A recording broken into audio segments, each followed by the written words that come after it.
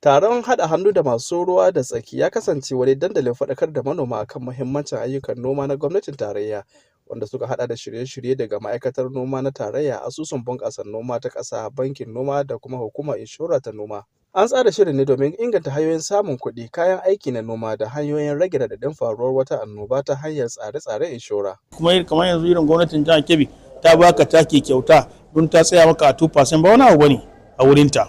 Abin ta ka bukata ka rike kanka. Domin in ba wai zuwa wannan koyarwa ko rin program ba zan san wai ashe akwai insurance wanda zai taimake mu ya rage nauyi na asara ba. Ta hanyar rungumar inshorar noma, manoma za su iya rage tasirin hadari, daidaita kuɗin shiga da kuma ba da gudunmawar samar da isasshen abinci ga jiha.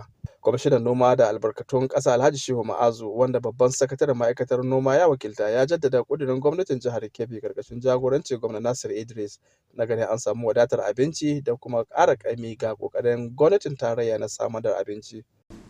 Ya kamata a ce duk wani tallafi da zai zo a ga jihar Kebbi ita ce gaba.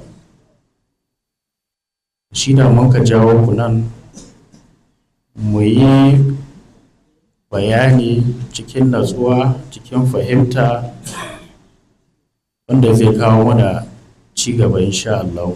Taron ya kasance wani zama ne na mu'amala da manoma, inda manoma za su nuna damuwarsu, daga bisani masana za su ba su ƙarin haske. Mahalarta taron sun yi alƙawarin ba da ilimin da suka samu domin amfanin sauran al'ummar nasu. Daga birnin Kebbi, Jafar Yusuf Bello, labaran NTA.